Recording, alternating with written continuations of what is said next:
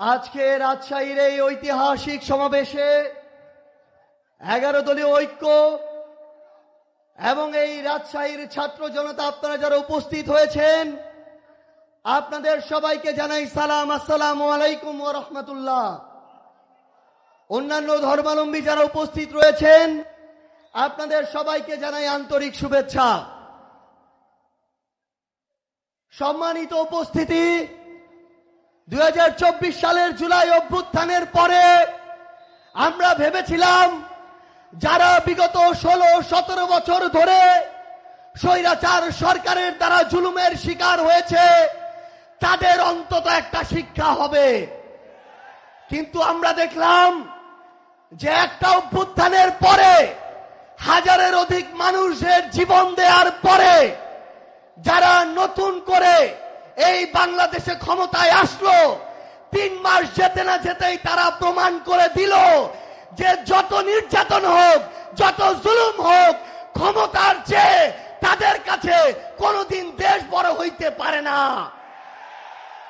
প্রত্যেকটা ধাপে ধাপে তারা আমাদের সাথে প্রতারণা শুরু করেছে। তারা এদেশে 50% ভোট পেয়ে ক্ষমতায় গিয়েছে, কিন্তু তারা ভুলে গিয়েছে 70% মানুষ দেশের পরিবর্তনের পক্ষে রায় দিয়েছে।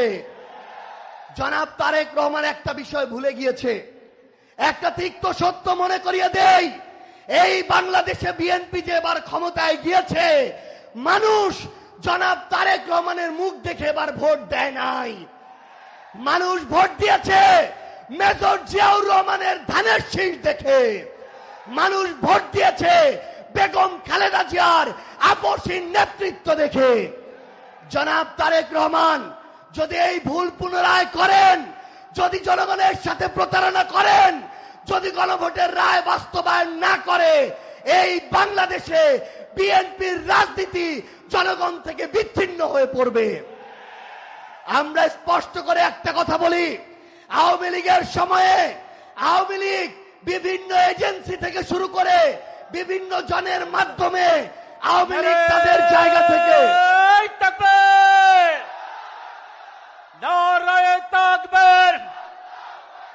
আমিরে জামাতের আগমন, শুভেচ্ছা, স্বাগতম।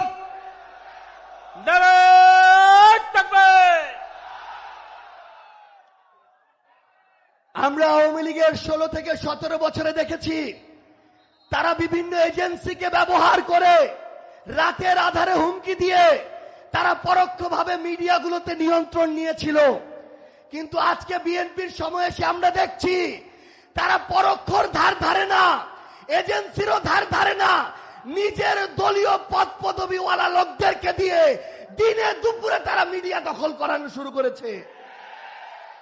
আমরা দেখেছিলাম এর আগে আমাদের ওই সীমান্তে ফেলানি নামক আমাদের ওই বোনেরা ভাইরা থেকে শুরু করে অসংখ্য শহীদের জীবন ওই সীমান্তের কাঁটাতারে ঝুলেছিল, কিন্তু আমরা দেখছি বিগত 1 সপ্তাহে আমার আরো 3 জন ভাইকে ওই সীমান্তে গুলি করে হত্যা করা হয়েছে। বিএনপির পক্ষ থেকে কোন ধরনের শক্ত স্টেটমেন্ট আমরা দেখি নাই। বিএনপির কাছে আমরা স্পষ্ট করে বলি, কোন দেশের কাছে, এজেন্সির কাছে, রাষ্ট্রের কাছে নিজেদের সার্বভৌমত্ব, সম্মান, আমাদের ভাইয়ের জীবন আমরা তাদের কাছে বন্ধক দিয়ে এই বাংলাদেশে কোনদিন আমাদের রাজনীতি প্রতিষ্ঠা করতে পারবো না। আমরা দেখছি আবার নতুন করে চাঁদাবাজি শুরু হয়েছে। চাঁদাবাজি হয় কিনা, ক্ষমতার অপব্যবহার হয় কিনা, মানুষের উপরে জুলুম হয় কিনা, সরকারি সকল সুযোগ সুবিধা শুধু বিএনপির নেতা কর্মীদের দেয়া হয় কিনা, তাহলে বিএনপিকে পরিষ্কার করতে হবে। রাষ্ট্র কি শুধু একটা দলের? বিএনপি কি শুধু বিএনপির সরকার, নাকি বিএনপি বাংলাদেশের সরকার? আমরা একটা কথা পুরো বাংলাদেশের সামনে, মানুষের সামনে, আপনাদের সামনে বলে যেতে চাই যে আমরা জাতীয় নির্বাচনে ছাড় দিয়েছি, কিন্তু স্থানীয় নির্বাচনে ছেড়ে দেওয়ার কোনো সুযোগ নাই। কেউ যদি আপনার ভোটের অধিকার চুরি করতে চায়, ব্যালট বাক্সে হামলা করতে চায়, উপনির্বাচনের মতো এই ভোট বয়কট করার কোনো সুযোগ নাই, বরং হয় ওই ভোট বন্ধ হবে, না হলে আমাদের অধিকার প্রতিষ্ঠা হবে।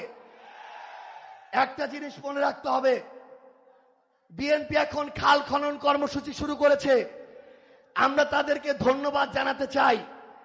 কিন্তু প্রিয় বিএনপি, প্রিয় তারেক রহমান, নদীতে যদি পানি না থাকে, পদ্মায় যদি পানি না থাকে, ওই খাল খনন করে আমার লাভ কি হবে?